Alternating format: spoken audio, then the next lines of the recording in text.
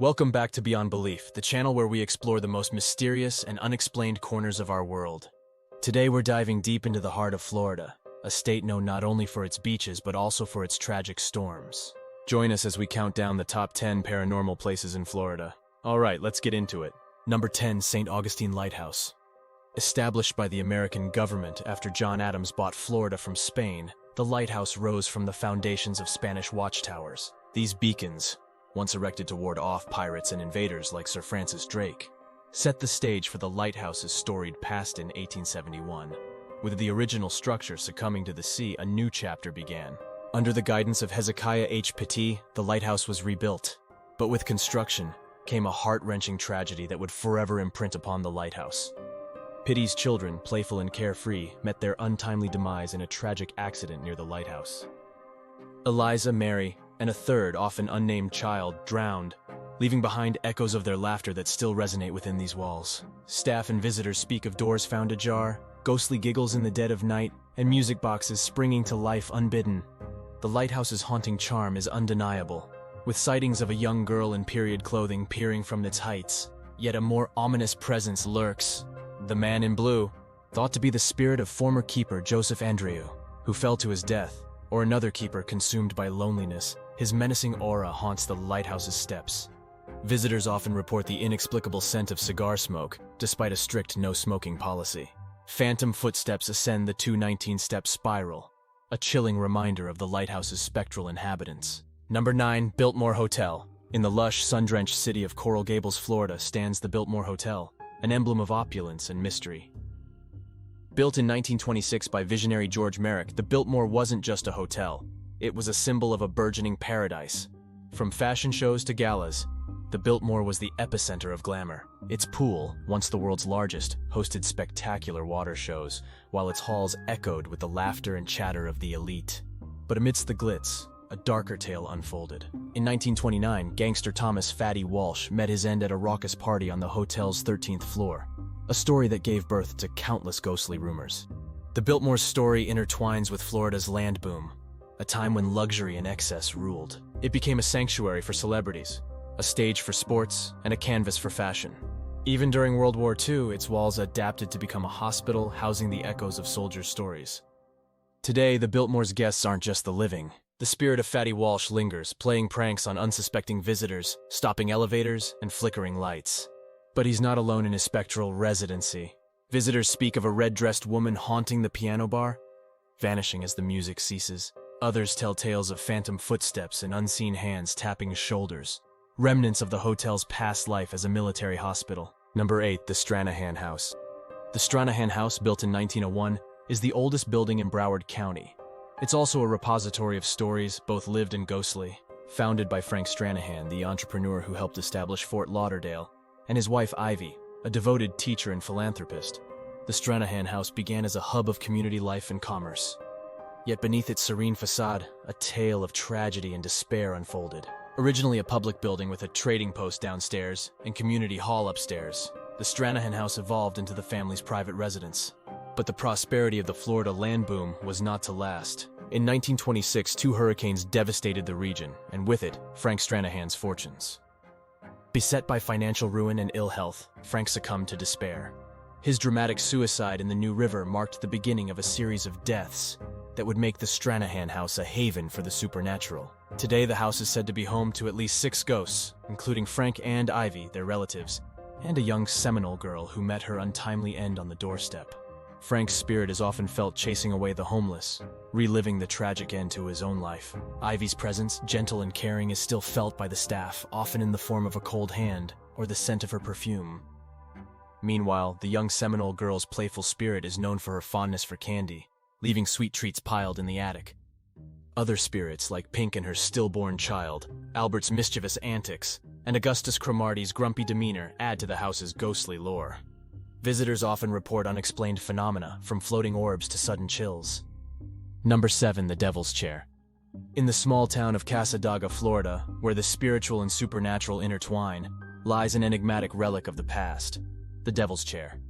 Nestled in the haunted Casadaga Cemetery, this seemingly benign stone bench harbors tales that chill the bone.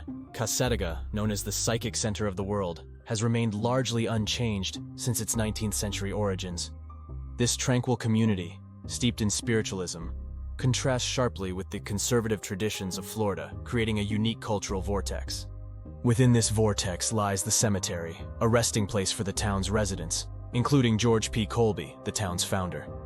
Amidst the gravestones stands the Devil's Chair, an ominous red brick bench, shrouded in legend and mystery. It's said that sitting in this chair can summon the devil himself, with many reporting voices in their heads, or even the devil appearing. The most chilling legend involves a can of beer left on the bench, found empty but unopened the next day, or sometimes mysteriously vanished. On Halloween, the cemetery transforms. Thrill seekers and ghost hunters flock to the site, drawn by the chair's eerie allure. Despite efforts to protect the graveyard, the Devil's Chair remains a magnet for those seeking the supernatural. One harrowing tale recounts a young man who disappeared after sitting in the chair at midnight on All Hallows' Eve. Some say he was dragged to hell. Others believe he was swallowed by the vortex. His fate remains a haunting enigma. The Devil's Chair in Casadaga stands as a silent, haunting sentinel. Number 6. Robert the Doll at East Martello Museum.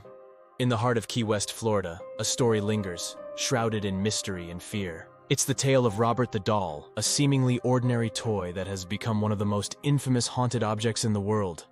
The story begins in the early 1900s at 534 Eaton Street, in the home known as the Artist's House.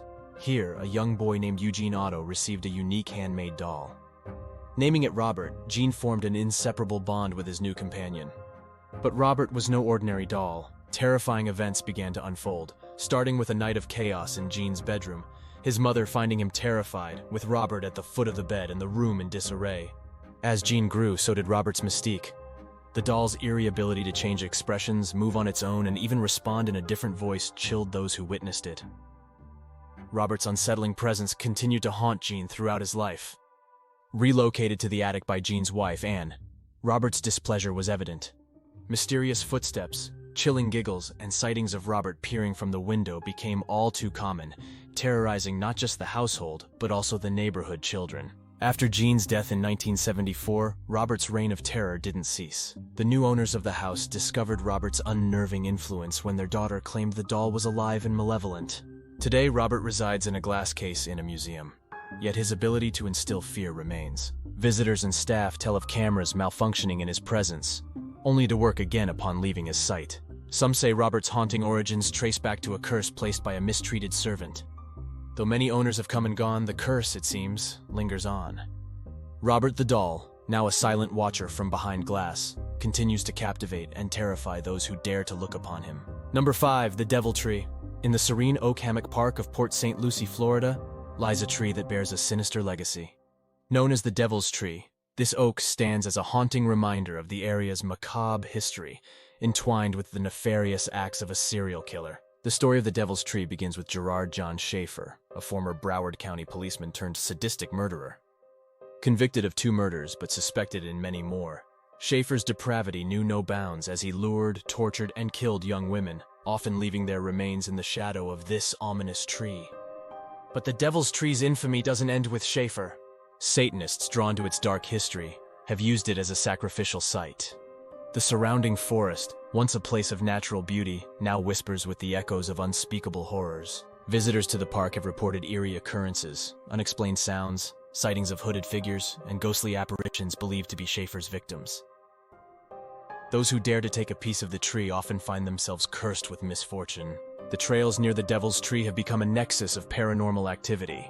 The screams of young women are said to emanate from the nearby bathrooms, and the spirits of the slain are thought to haunt the forest, forever bound to the site of their torment. Today, the Devil's Tree stands as a grim monument to the evil deeds of Gerard Schaefer and the pain inflicted upon his victims. It serves as a chilling reminder of the darkness that can lurk in the human soul and the haunting memories that nature itself can hold. If you're enjoying this haunted tour, be sure to hit the like button and subscribe. It helps so much. We've got more haunted tales ahead, and you won't want to miss a single one. Number 4. Greenwood Cemetery.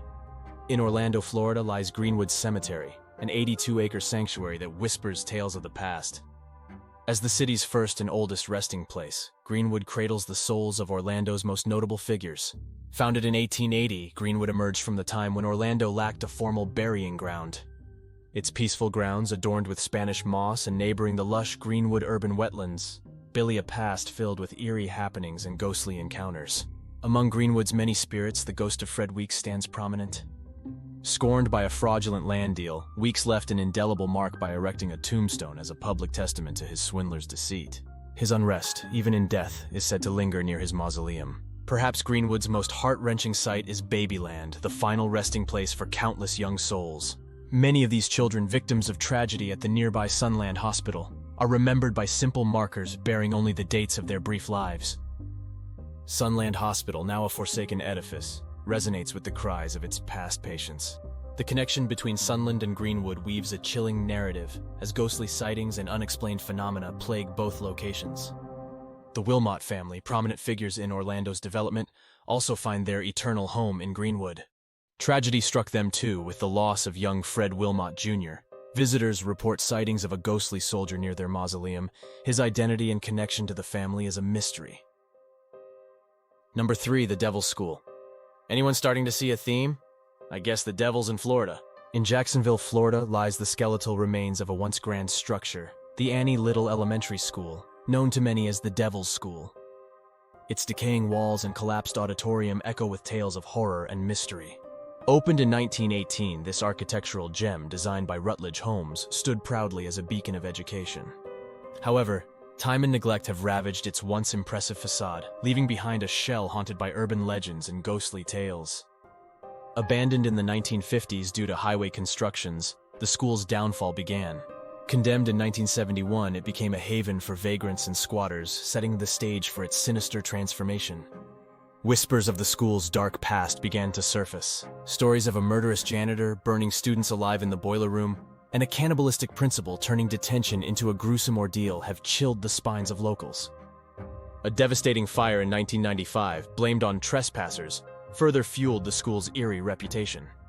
The haunting tales grew, with claims of satanic rituals and occult practices within its forsaken halls. Visitors speak of ghostly encounters, disembodied voices echoing through trash-laden corridors, and spectral apparitions that vanish into thin air. Some even tell of a mysterious ghost tree, an arboreal phantom hidden within the school's ruins. Plans to demolish the school in 1999 were halted when it was designated a historic landmark. Now, the Devil's School stands as a monument to its haunted legacy, a place where the past refuses to rest in peace. Number 2, the Capitol Theater. Opening in 1921, this storied theater has not only been a stage for the arts, but also for the inexplicable and eerie. From its grand opening to its transformation into the Royalty Theater in 1981, the theater has been a spectacle of drama and elegance. Yet it was during these renovations that a chilling discovery was made, unveiling its spectral legacy. The lifeless body of Bill Neville in the balcony. Reclaimed by the city of Clearwater and Ruth Eckerd Hall in 2009, the theater's past, shrouded in whispers and shadows, continues to captivate and mystify. The Billheimer Capitol Theater is more than a historical landmark. It's a dwelling of lingering spirits. Orbs caught on camera, alarms triggered by unseen forces, and a mysteriously swinging grand chandelier all compose a ghostly symphony within these walls. Meet the captain, a spectral figure in a blue coat and fisherman's hat. His ghostly presence is known to favor the company of women, often making his ethereal touch felt. Then there's Bill, whose tragic end in the balcony didn't sever his ties to the theater. Known to protect and guide, his spirit is said to prevent accidents and offer unseen assistance. And let's not forget the playful spirit of a young girl. Her childish antics add a lighter touch to the theater's hauntings, reminding us that even in the afterlife, innocence and playfulness endure. Number 1, the Cuban Club. In the historic heart of Ybor City, Florida, stands the Cuban Club. Built in 1917, this majestic 4-story yellow brick structure, with its neoclassical design, has been a cornerstone of community life and, as some believe, the supernatural. Originally serving as a social hub for light-skinned Cubans, the Cuban Club offered a sanctuary for social gatherings, educational pursuits, and leisure activities. But beneath its grandeur lies a tapestry of chilling tales and spectral sightings. In the club's theater, a tragic story unfolded in the 1920s. An actor, also the playwright, took his life on stage after forgetting his lines. His spirit, entwined with the fabric of the theater, is said to linger, a permanent audience member to the ongoing performances.